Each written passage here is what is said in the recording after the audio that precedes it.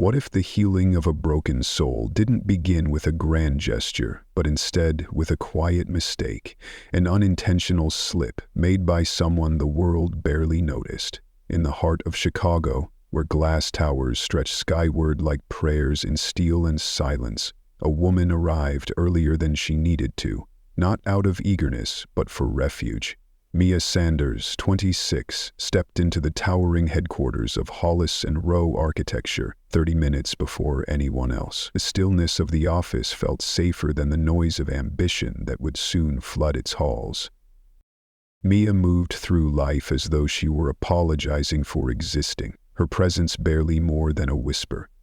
Slung across her shoulder, a worn leather messenger bag held more than just highlighters and contracts. Hidden between folders and post-its was a small, soft-covered notebook, a collection of handwritten fragments. Wisdoms, really. Not just quotes, but lifelines she gathered like others, collected coins or charms. Each passage, scribbled with careful attention, served as a fragile lantern against the shadows of grief and uncertainty that had, for too long, claimed space in her heart. She took her place at a corner desk, deliberately chosen not for its view but its anonymity. Other temps vied for window seats with panoramic vistas of the skyline. Mia preferred the wall. It felt honest, unpretentious. Here she could disappear into her work without having to mask the quiet ache that lived behind her eyes. She could observe, learn the cadence of this cold corporate kingdom, and pass unnoticed a background note in someone else's overture. But Mia's story didn't begin here. It began 2 years ago in the sterile hume of a hospital room where fluorescent lights flickered like weary guardians. Her mother, the woman who taught her how to find poetry in a world that often felt cruel, lay fading. Dreams once shaped by literature and lyricism dissolved into the weight of unpaid bills and unanswered prayers. Mia dropped out of her graduate program, tucked away her manuscripts, and stepped into survival mode. Temporary jobs, fleeting assignments. She floated from company to company like a ghost, still searching for a door back into meaning. And yet, she read, devoured books like oxygen. In the margins of her life, she found authors who spoke to her brokenness, who whispered truths that felt tailor-made for her wounds. Her notebook became more than a habit. It was her sanctuary, her altar. Every word she copied was a balm to something unspoken inside her. Someone noticed. Mrs. Leona, the 66-year-old document manager, had eyes like weathered windows, fogged with years but still sharp enough to see what others missed. She watched Mia during quiet lunches in the company library, where forgotten books gathered more dust than readers. Leona saw how Mia's face softened, lit by the glow of finding a sentence that resonated. She saw the way Mia transcribed those passages, not hurriedly, but with reverence, as if preserving a sacred relic. That girl doesn't write to impress, Leona often thought, watching through the glass walls. She writes to survive. She writes to breathe. Meanwhile, on the 15th floor, Charles Hollis, co-founder and iron-willed architect, presided over his empire. At 51, he was as unyielding as the structures he designed. His office, though filled with accolades and polished portfolios, felt hollow, a tomb dressed as a tribute, because 5 years ago something broke. A single phone call silenced Amelia's laughter, his wife, his muse, the one who believed that words could mend what medicine couldn't. In a haze of mourning, Charles locked away her journals, her essays, her voice. He buried her belief in the healing power of language beneath blueprints and deadlines. And now he led with precision, with silence. He built upward but never inward. Elsewhere in the building, Brian Peterson, a 29-year-old HR manager with teeth sharpened by ambition, judged Mia through a narrower lens. Where Mia moved with thoughtfulness, Brian barked orders and assumed presence was proof of worth. He dismissed her quiet, mistaking it for incompetence. "She's too slow," he said in conference rooms. "We need people who can keep up." But what Brian never saw, what he was unequipped to understand, was that Mia's pace wasn't weakness. It was caution born from pain. It was the careful, deliberate movement of someone rebuilding from rubble. Hollis and Rowe ran like a machine, cold, efficient, without pause. Meetings never ran late, emails read like templates, and everyone knew exactly how far they could go without stepping out of line. In this clockwork world, empathy was excess, and kindness came second to quotas. Yet on the third floor, where the library lay neglected, something waited for Mia. Among dusty journals and long-forgotten textbooks, she stumbled upon a treasure, a collection of inspirational texts authored by someone named Amelia H. The books were worn, underlined, their margins alive with delicate cursive. Mia didn't know these had once belonged to Charles's wife. She didn't know they were donated after her death by colleagues who thought it time he moved on. All Mia knew was that these words felt like home. They understood her silence, her grief, her hope. In an office culture allergic to vulnerability, Mia's very existence was a quiet rebellion. She didn't perform, she didn't mask, she responded to beauty as though it might save her. And in that honesty, she became something rare, raw, real, and unguarded. Then came Monday. Brian's assistant handed Mia a routine assignment: email the board meeting schedule to department heads, including the CEO. A simple task, one Mia knew required perfection. She reviewed it 5 times, checked every timestamp, every line, but as she hovered over the attachment icon, her hand trembled slightly. A tiny, habitual tremor, residue of a long relationship with anxiety. And in that tremble, a mistake was born. She clicked the wrong file. Instead of the polished schedule, she attached a document titled Words for Dark Days. Her private notebook, the collection of quotes she carried like armor, was now on its way to 12 executives, including Charles Hollis. Among the passages she had copied with so much care, one line glowed with aching clarity. Pain is the price of a heart that dared to love fully. Amelia H. She didn't notice the mistake until it was too late. The send button clicked, and with it, her vulnerability became public. Her soul, unintentionally bared, was now embedded in the inbox of a man who had buried the very words she unknowingly resurrected. What should have been a standard, sterile act of corporate communication had become something dangerously human, an unintentional confession, raw and unguarded. Mia stared at her monitor as the notification glowed with merciless certainty. Panic surged through her body, cold and unrelenting, like a tidal wave crashing through a fragile dam. Her pulse thundered in her ears. In a world where emotions were neatly packed away behind performance reports and polite professionalism, she had just violated the most sacred boundary. She had revealed her soul. Within the hour, Brian's voice cut through the low murmur of the office like a blade. "Mia!" he barked, summoning her with the force of a verdict. Heads lifted from screens. Conversations paused. The open-plan office seemed to collectively inhale, sensing drama thick in the air like ozone before a storm. "Do you understand what you've done?" Brian's tone had all the subtlety of a gavel striking wood. "You've sent deeply personal content to the executive leadership. This is the kind of unprofessional behavior I've been documenting." Mia stood before his desk like a child caught trespassing. Shame heated her cheeks and made her voice retreat to a whisper.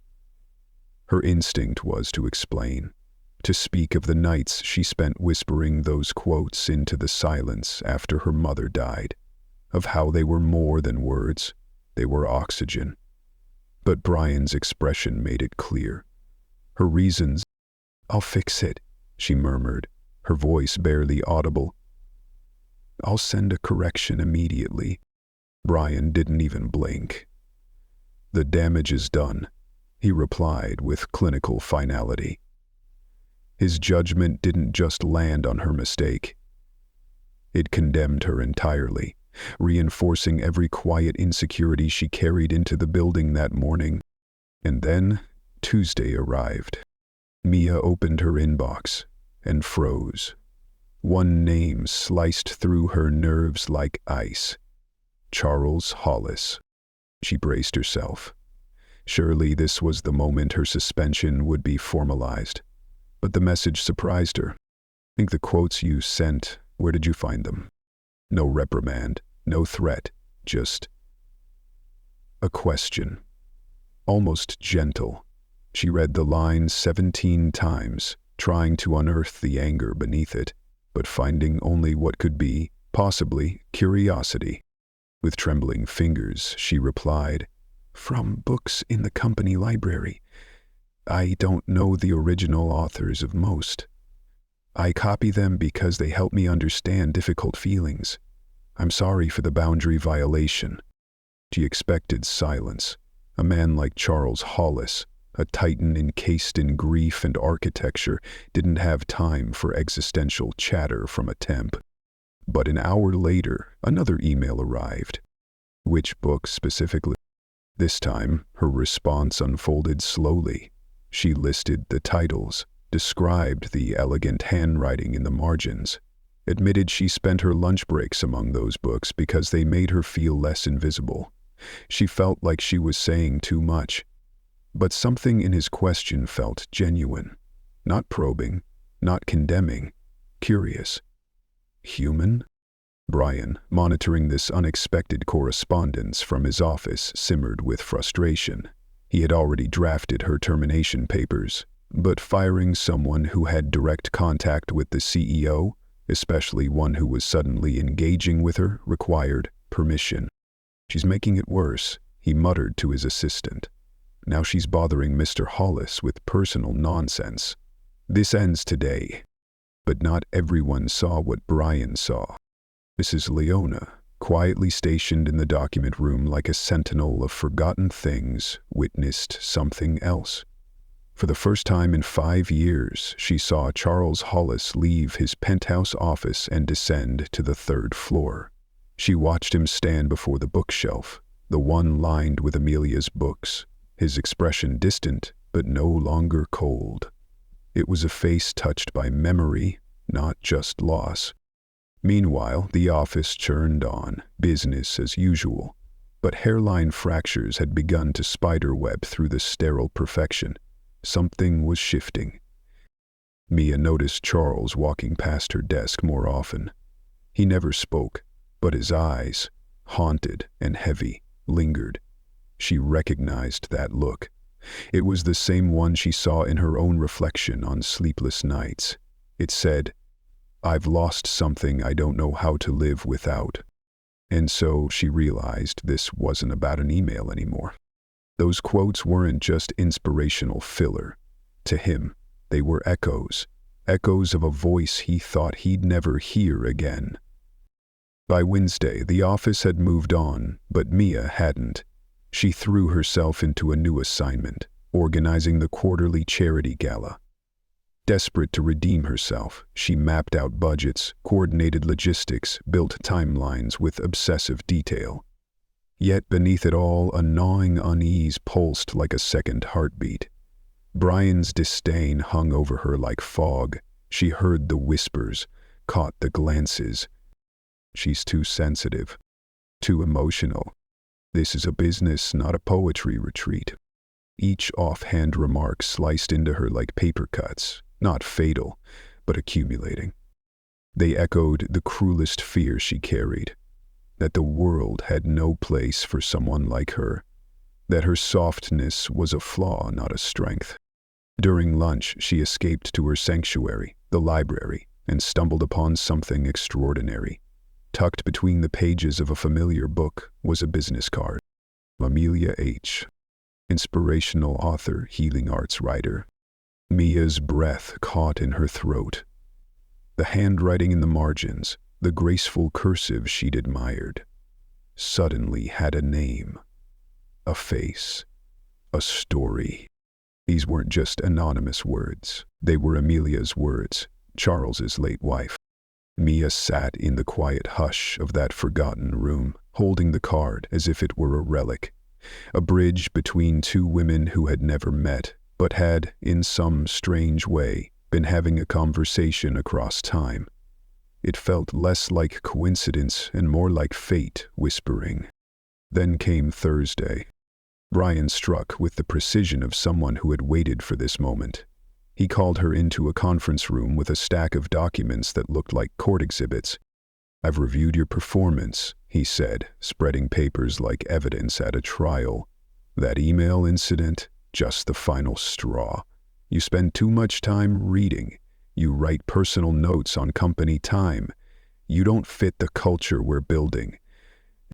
Each word stripped her bare. Her coping tools were twisted into weaknesses. Her thoughtfulness became inefficiency.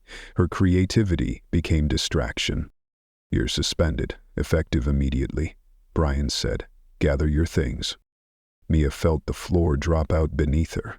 It wasn't the job. It was how it ended. With shame, with cruelty, with her being told, again, that who she was wasn't enough. She packed in silence. Her notebook, the one that had carried her through years of darkness, went into her bag last. Its edges frayed like old wounds. As she turned to leave, Mrs. Leona appeared. "You forgot this," she said gently, holding out one of Amelia's books. Mia took it with trembling hands. It wasn't just a book. It was an anchor, a whisper from someone who had known the weight of sorrow and still found a way to write through it. She walked out of the building not as an employee but as someone who had unknowingly cracked the armor around a grieving heart. And something told her this story wasn't over yet. Mia accepted the book with a soft smile and a nod of gratitude, unaware of the quiet revolution unfolding behind her. She had no idea that Mrs. Leona, in her quiet, observant way, had been documenting every visit Mia made to the library, capturing snapshots of the notebook pages she lovingly transcribed. Nor could she imagine that this seasoned document manager had been waiting for the right moment, biding her time until it felt right to share what she had discovered. That night, something in Leona shifted. She opened her desktop folder titled Mia's Quotes and began sorting through the images. Dozens of high-resolution photographs of Mia's careful handwriting, each quote a thread in a larger tapestry. Some came straight from Amelia's books, but many were annotated, paired with Mia's reflections and emotional responses. The pages didn't just capture thoughts, they bore witness to a living dialogue between two souls. One alive, searching for hope, and one gone, still whispering healing across time. With a clarity forged from 5 years of watching Charles Hollis hide behind steel and silence, Leona composed an email. "Mr. Hollis, I believe you need to see this." She attached the folder of Mia's transcriptions. "The young woman who was suspended today has been unknowingly continuing a conversation with Amelia. She doesn't know who Amelia was, but she's been living the philosophy your wife so deeply believed in." These quotes, they're not a distraction. They've been her lifeline. She reads to survive, to become someone stronger. Isn't that what Amelia always believed literature was for? At 11:47 p.m., knowing Charles never left the office before midnight, Leona hit send.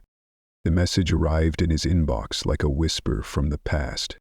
Charles opened it with a mixture of skepticism and fatigue, but as the images loaded, his guarded heart began to thaw. Page after page revealed a sacred kind of devotion, not the kind taught in MBA programs, but the kind only known by people who have stared into the abyss and found meaning on the other side. He saw Amelia's handwriting echoed in Mia's careful script, saw how Mia didn't just copy words, she engaged with them, questioned them, extended them. It was as if he were witnessing someone learning how to breathe again, using the same air his wife once inhaled for strength. And for the first time in 5 years, Charles let himself remember Amelia not just as the woman he lost, but as the thinker, the believer, the gentle force who insisted stories could heal broken hearts. He stayed in that chair until the first light of dawn spilled through the windows of his home office. Hollis and Rowe greeted Friday with sterile precision. Mia's desk stood empty, stripped of the few personal items that had hinted at a life beyond spreadsheets. Her plant had been dropped into the lost and found. Her coffee mug, once etched with the words heal, now sat beside forgotten staplers and tangled cords. Ryan walked the office with pride. He fielded back pats and murmured congratulations from fellow managers who applauded his swift decision. He had interviews lined up with candidates he described as dynamic, efficient, professional, all code for emotionless, obedient, safe. She was never going to fit, he told anyone who would listen. Too sensitive. This is a business, not a book club. And yet, a quiet emptiness lingered. Some employees, especially those who had shared brief conversations with Mia or overheard her reading passages aloud to herself, felt the loss. Something warm had left the building, and they weren't sure they liked the cold that remained. 20 floors above them, Charles Hollis had not slept. His home office looked like a shrine to a moment frozen in time. Amelia's reading glasses still rested beside her favorite chair. Her fountain pen lay untouched, across a notebook she never finished. A manuscript titled Letters to Tomorrow sat stacked in delicate stasis, pages bound by a brittle rubber band. He hadn't dared open it since the funeral. But now, with morning casting soft gold across the room, he unwrapped the pages. And there she was again, her handwriting alive across the paper like veins of light. Her thoughts on grief, healing, storytelling. They coursed across the pages with an urgency he had forgotten she once carried. And then, on page 37, he found the line that stopped him cold. The deepest healing often comes through unexpected messengers, people who carry our words forward without knowing they're fulfilling our purpose. Sometimes, the most profound connections happen between souls who never meet in this lifetime, but whose spirits recognize each other across time and space. Beneath it, in her familiar script, she had written, "Charles, if you're reading this after I'm gone, remember, love doesn't end with death. It transforms into service.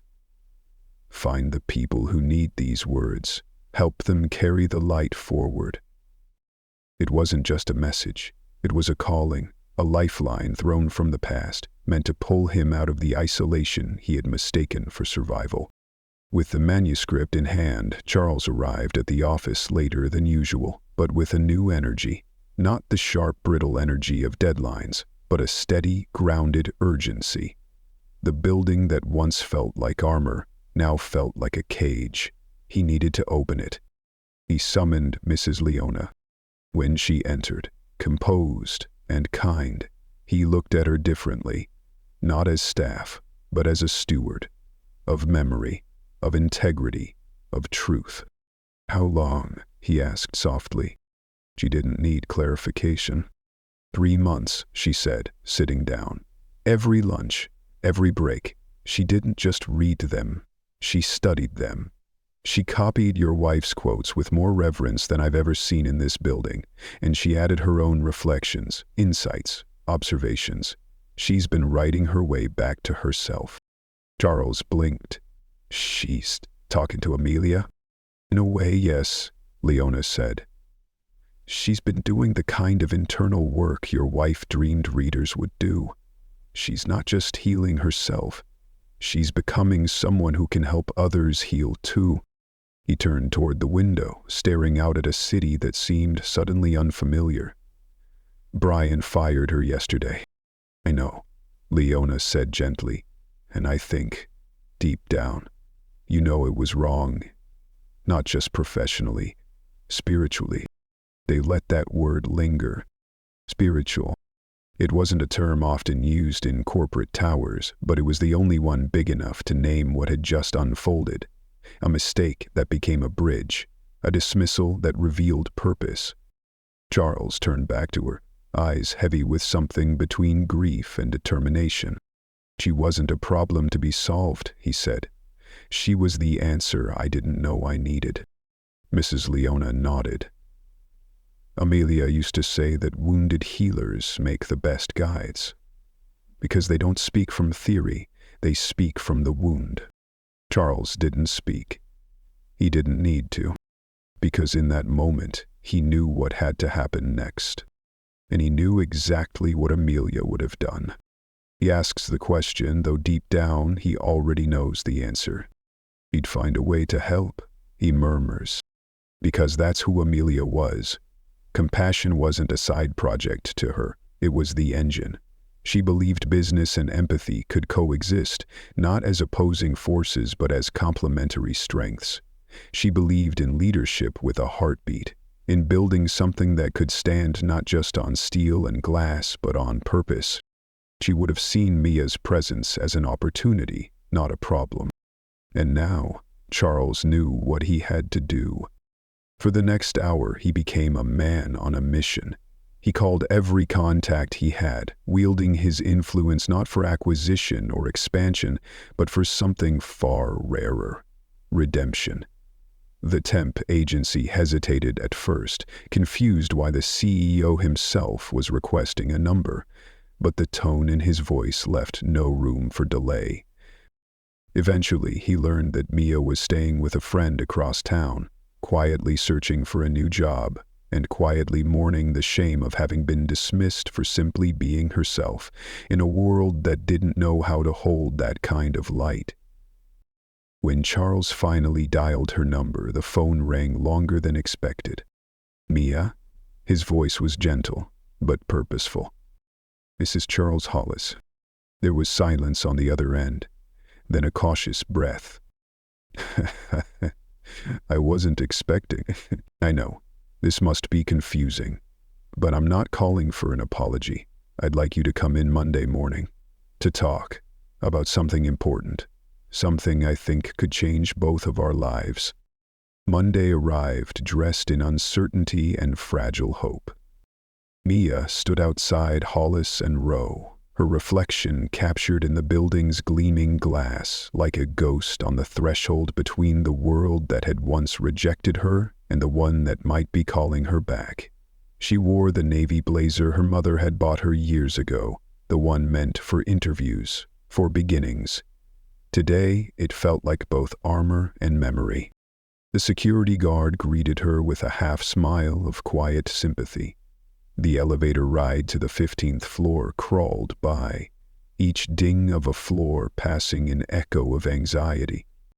But instead of a sterile conference room and another HR formality, Mia was welcomed into Charles's private office, a space she had never seen.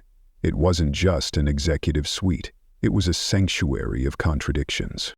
Architectural models shared shelves with books of poetry and philosophy. Family photos captured a younger Charles smiling beside the woman Mia now knew as Amelia.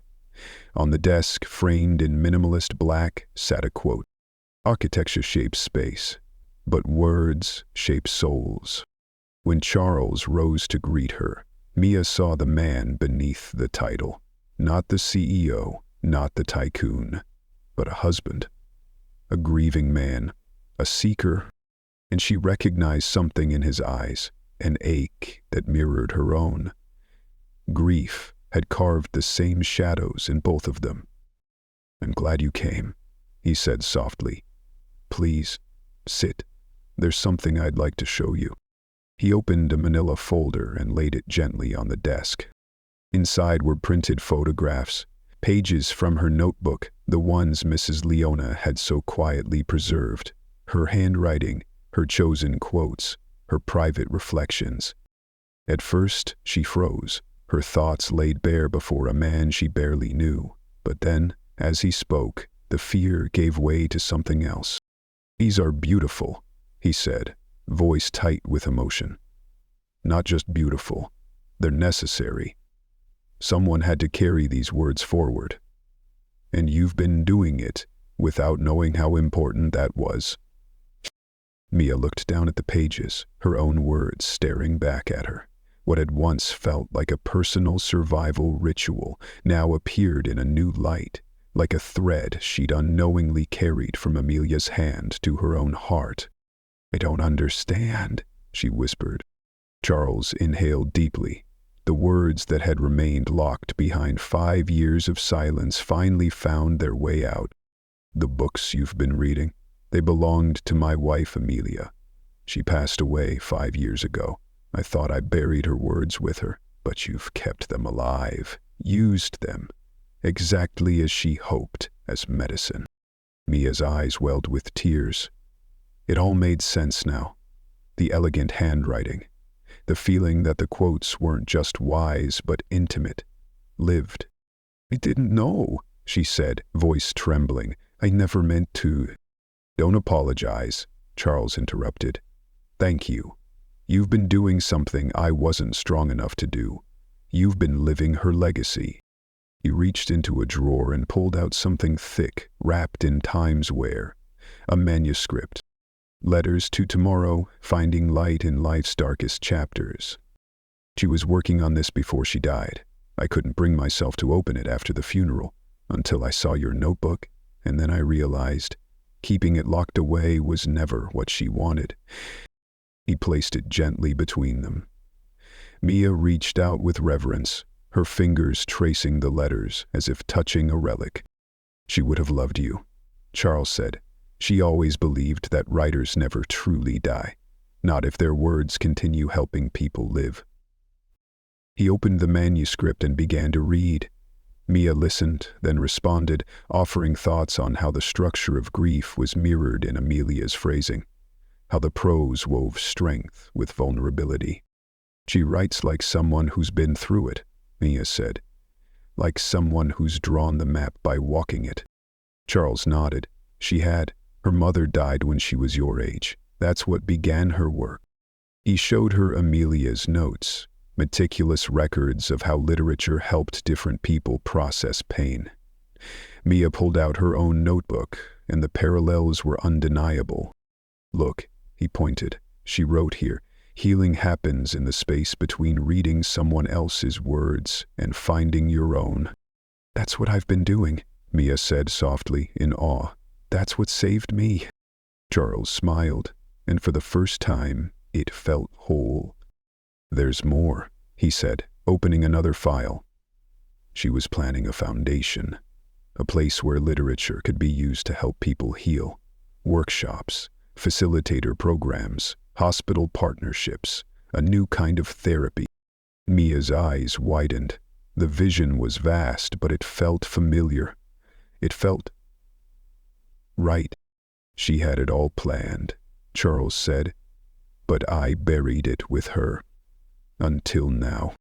He turned to her, a question hanging in his voice. "Would you help me finish it? Not as an employee, as a partner. You understand her vision better than I do now, and I have the means to make it real." Mia's breath caught in her throat. "I don't know if I'm qualified," she said. "You are," he replied, "because calling matters more than credentials. You've already been doing the work, and Amelia, she would have chosen you." In that moment, Mia didn't just accept an offer, she accepted herself.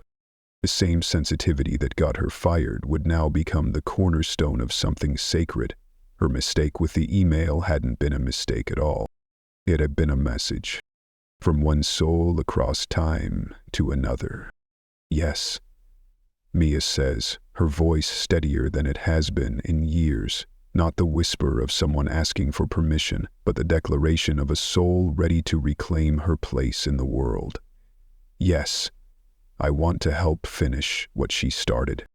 The moment hums with quiet power. A sacred threshold crossed. It isn't just a job offer.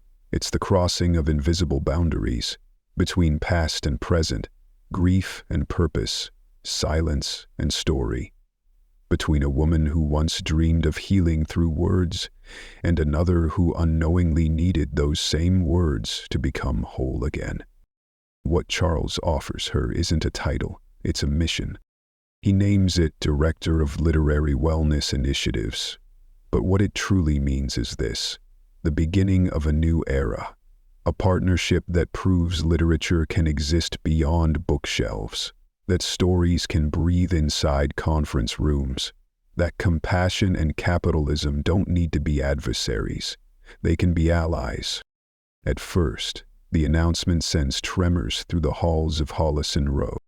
Brian is predictably outraged. His disapproval pulses through hushed office conversations like a warning bell. But Charles's voice, renewed with conviction, silences objections, and slowly the company begins to shift. Mia's first act isn't to introduce productivity hacks, but to hold space.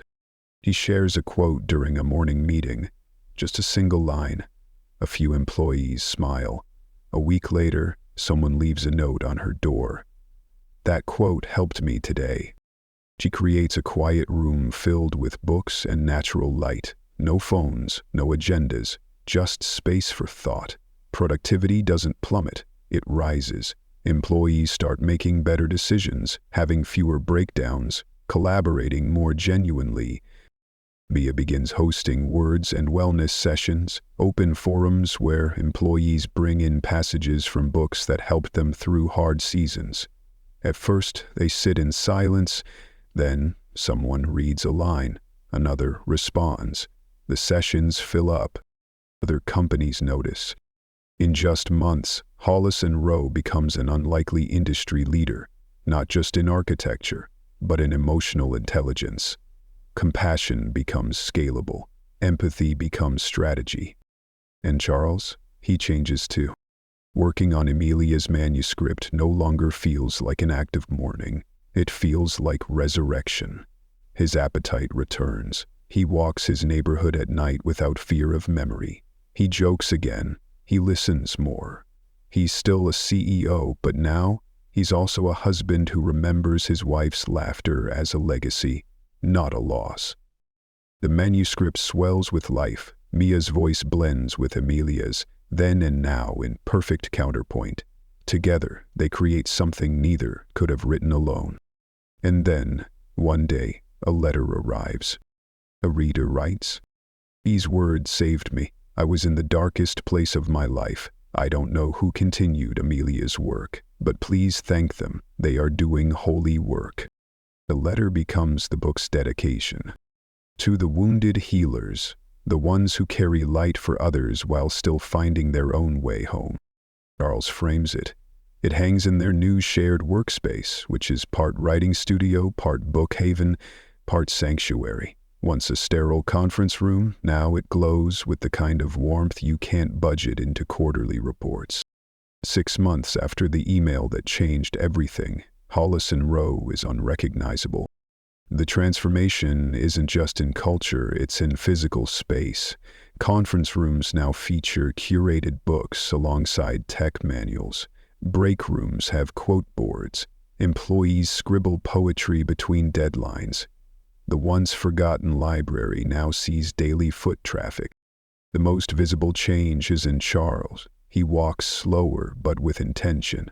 He remembers birthdays. He asks about family. He says thank you and means it. Letters to Tomorrow nears publication, ready to launch under the banner of the newly established Amelia Hollis Foundation for Literary Healing. The foundation funds similar programs in corporations and hospitals across the country. But the true rewards aren't in royalties. They come in emails from employees who say things like, "I used one of your quotes to help my daughter through a panic attack," or "I read Amelia's book to my father as he passed away." Even Brian begins to change. He watches the numbers, retention, engagement, satisfaction, and can't argue with results. One afternoon, he finds Mrs. Leona near the elevators. "I was wrong about her," he says quietly. "I thought sensitivity was weakness." Leona smiles the way only a seasoned soul can. Amelia used to say, "Healing work looks inefficient." until you feel what it changes. Then, it's the most essential thing there is. Mia's desk no longer faces a wall. Her new office has windows that open to the skyline, vast, unguarded. The shelves brim with donated books, dog-eared and loved. Some are Amelia's. Most now come from others who found healing through her programs. Her days are no longer about surviving. They're about sharing.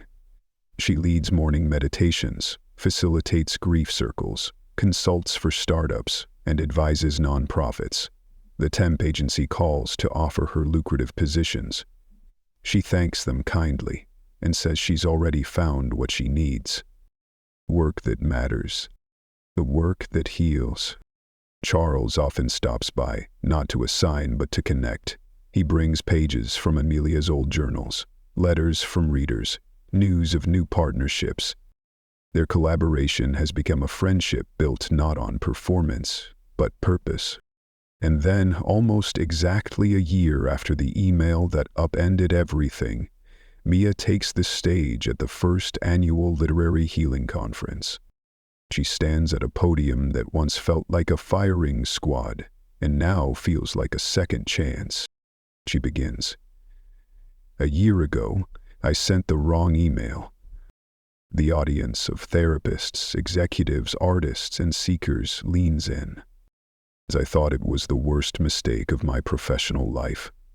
But it was the beginning of discovering that our softest parts are not our liabilities, they are our gifts, that healing can happen here, in places we never expected, that sometimes words save lives." Her voice doesn't tremble, it soars. Moments later, Charles introduces the Amelia Hollis Foundation's national initiative, partnerships with corporations, universities, and healthcare systems, to embed literary wellness into the architecture of everyday life. Mia steps down from the stage to a standing ovation. And somewhere, whether in memory, spirit, or something in between, Amelia smiles. Because her words didn't die. They found their way forward. Through a girl who read to breathe. You're a man who learned to remember. And through a mistake that turned out to be a miracle in disguise. The Amelia Hollis Foundation launched with a mission that went far beyond its modest beginnings. It now trains facilitators, develops research, and distributes literary healing resources nationwide. But the most profound moment doesn't happen in a lab or boardroom. It unfolds quietly on stage when Mrs. Leona steps forward to read from Letters to Tomorrow. Her voice, weathered by years but still luminous, carries Amelia's words like a hymn into a room of people aching for wholeness. To those who feel too much in a world that values too little, your sensitivity is not a flaw to be fixed. It is a gift to be shared. The world needs your tender heart, your deep thoughts, your ability to find meaning where others see only emptiness. It's more than a reading, it's a transmission, a passing of the torch from one wounded healer to many.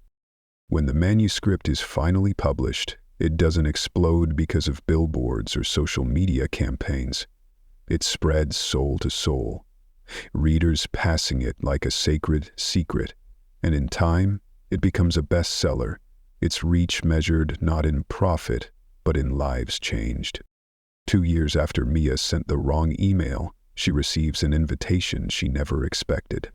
The University of Chicago, her former dream, wants her to speak to literature students as part of a professional development series. The same halls where she once questioned the practical value of her emotional depth now welcome her as an expert. Standing at the podium, Mia sees her younger self reflected in the audience. Wide-eyed students, uncertain if their sensitivity has a place in the grown-up world. "They'll tell you," she begins, voice steady, "that literature is impractical, that caring deeply is a professional liability, that your ability to find meaning in words won't translate to meaningful work." She pauses, lets her truth settle. "They're wrong." Her voice rises with certainty born from transformation. The world doesn't need fewer people who feel deeply. It needs more. It needs people who understand that businesses are built not on spreadsheets, but on souls, on stories, on people who wake up every morning and try to make sense of life's complexity. She shares the story, the mistake that changed her life. Charles, Amelia, the letters, the grief, the growth, and how sometimes what looks like failure is simply life nudging us in the right direction. Sometimes the mistake you're most ashamed of, she finishes, becomes the very gift the world needs you to give. The standing ovation is thunderous, not just applause, but release, recognition, redemption. The final scene returns to where it all began, in the office. Morning. But this time the energy has changed. It's not empty, it's sacred. Mia enters not to hide, but to prepare, with purpose in her posture, with pride in her steps. She still carries her notebook, but now it's filled with letters from readers, testimonials from employees, and fragments of healing passed forward. Charles joins her shortly after, coffee in hand, as he does most mornings. Their conversations now start with laughter. With possibility, Letters to Tomorrow has spawned 3 sequels, a facilitator curriculum, a global community, and a movement redefining workplace culture. But today, they're writing something new, a memoir. Its title, The Wrong Email, How a Mistake Became a Miracle. Amelia would love this, Charles says, his voice soft. She'd love that her words are still healing people, Mia replies. That they're doing what she always dreamed literature could do, serve as medicine. Outside their windows, the city awakens. Across town, in buildings once as sterile as theirs used to be, meetings begin not with agenda lists, but with one quiet quote, one grounding reflection. Because now, companies understand something deeper, that people cannot function like machines when their hearts are broken. The ripple continues. And in the center of it all, Mia's original notebook, once her secret lifeline, is kept in a glass case on her bookshelf. Its pages, worn and soft, hold the quotes that saved her life. They are proof. Proof that words can reach across time and space. Proof that what we think is a weakness can become the foundation of our greatest strength. Proof that our most painful moments might carry the seeds of something sacred. The screen fades to black, and one final message. Thank you for walking this journey with us, for feeling, for reflecting, for honoring the quiet, transformative power of being fully human. If Mia and Charles's story touch something in you, know this, you are not alone. There is strength in your sensitivity, wisdom in your empathy, and there is immeasurable power in stories that speak from the heart. If you believe that too, subscribe, stay with us, and let's keep building a world where healing has a place at the table.